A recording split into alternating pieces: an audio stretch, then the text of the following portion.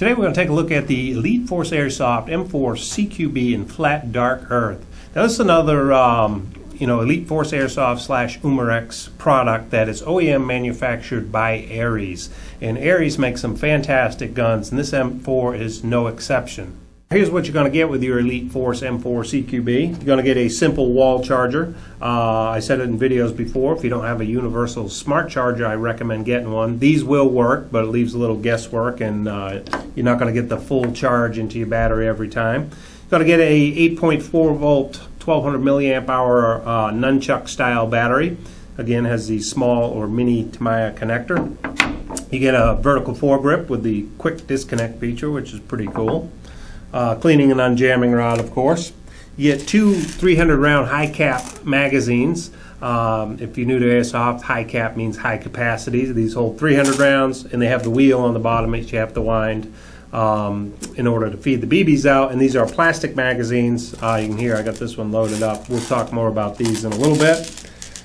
You get a generic user manual for this gun. It shows mainly the M4 carbine, but same thing with this gun. But it's pretty good and concise, got all the information you need to know about your gun. This is kind of cool. You get the card from Umarex USA, which are based out of Arkansas. It says, "Do not return this product to the store." These have a 60-day warranty, and if anything happens, you contact the manufacturer, which is very, very cool. That's no other airsoft gun manufacturer does this, to where if you have problems with your warranty, you need some service on it, you got some questions, you can actually contact the manufacturer. I really like that, and the people at Umarex USA in Arkansas, they do a fantastic job supporting the customers. You get a warranty registration card. When you get your gun, you get a little propaganda, a little Elite Force Facebook propaganda, and that's about it. And then obviously you get the very awesome Elite Force M4 CQB in flat dark earth. Now for the externals of this gun, we have a plastic birdcage style flash hider, 14mm counterclockwise threads underneath. You got this nice full metal front rail system, as well as a full metal triangle front sight. Rear sight again, also full metal, fully adjustable for windage, elevation, all that. Like I said, the body is indeed a nylon fiber body, both the upper and lower receiver. Your standard nylon fiber pistol grip, and a crane stock, which is fully adjustable, and that's where you house the battery in it. So first impression, I took it out of the box, this is a great looking gun. Has a nice look, nice feel. These nylon fiber bodies are very durable. I think they're pretty much as durable as some of the metal bodies on the market. And then again, with the nice front rail system, you get a lot of space to add whatever accessory you want to put on it. But it's just a nice gun. It's got a nice balance, good look to it. The pistol grip's pretty comfortable. They molded the body. It's all made, fit very nice there. So it has a nice comfortable grip to it. It doesn't have that sharp corner like some of the cheaper M4s on the market. It's a good, comfortable grip. Crane stock, just in and out, no problem. There's a nice amount of wire in there, but there's not so much. It binds the whole thing up. Of course, a metal buffer tube, metal outer barrel, and all that. It's a great looking gun. I was thoroughly impressed right out of the box with it. All right, now the internals of the gun. As I said before, I have a great working relationship with Elite Force Airsoft, Umarex USA, and the manufacturers. So when they sent me this gun, which is pretty new to the market, I asked them to get me in touch with Aries so we could see what the internals are like. And I got kind of a short response from them. I didn't get the complete answer like we did with the VFC. But anyways, it's a version 2 gearbox. It does have the quick change spring feature, which is really cool, because if you want to increase your FPS or decrease whatever, you don't have to disassemble the entire gearbox. You just got to get the gearbox out of the lower receiver, and then the back of it just comes right off, and you can take the spring out, put a new spring in. No need to open the gearbox. So I love that feature.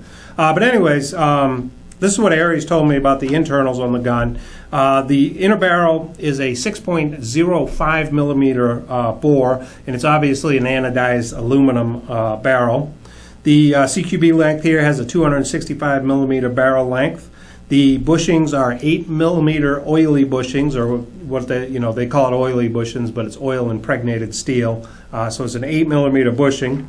The body, as I said, is a nylon fiber, and it's 30% fiberglass. Obviously has a metal gearbox housing, steel gears, polycarb piston, and things like that. And then the motor's a 40,000 RPM.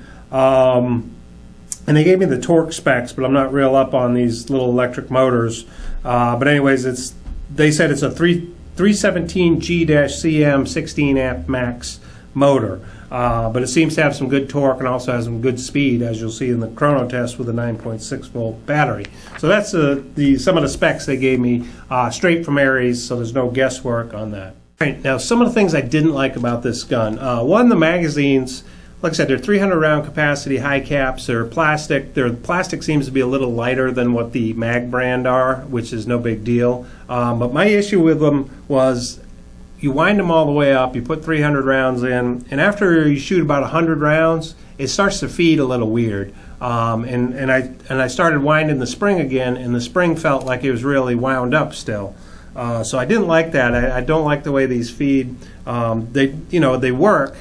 But again, I seem to have feeding issues once some rounds are out. It's almost like the spring is just too light. So when the spring's fully compressed, it's working fine. But as it starts to uncompress, it's just not heavy enough, not strong enough to keep the BBs feeding properly. So I didn't really care for the magazines. The charging handle, it's got a nice heavy spring, sounds good. But I didn't like the hop-up wheel, and I'll show you when I take it out. There's not enough like teeth on it to get your finger on when you're adjusting it. They're spaced very far apart. Like I said, you'll see it here in a minute. So it's kind of hard. I got to this point where I just couldn't get a hold of anything trying to adjust it. So I wish they'd put a little more serrations on that hop-up wheel. I do like the style. It's kind of like the same style as the Mad Bull Ultimate hop-up chamber. Like I said, you'll see it when I take it out. So it worked very effectively. The gun had good range, good performance and all that, but I just couldn't get my fingernail on the damn thing to adjust it. And then, let's see, the switch here, the selector switch was great. The butt pad's easy to get off, so I like that. The crane stocks is decent. And that was about my only complaints about this gun, just that hop-up wheel and the magazines. Now I've got the barrel and hop-up chamber out, and I'll zoom in and show you exactly what I didn't like about it. You can see this is the style, and I really like these because these seem to hold a lot better than the traditional style M4 hop-up chamber. But the distance in between these teeth right here, we'll call them, like I said, sometimes when you adjust it, you just couldn't get your fingernail in there on anything, and my fingers are too big to fit in that hole in the body. So every once in a while I'd be stuck on this smooth part, and I just couldn't get it adjusted. I had to really jam my finger in there, try to get a fingernail edge on it to adjust it. So I didn't like that. I think if they did a different wheel, it'd be fine. But other than that, this hop-up seemed pretty accurate. The adjustment was real nice. Like I said, they had enough adjustability to where I was shooting the .27s in the shooting test, no problem.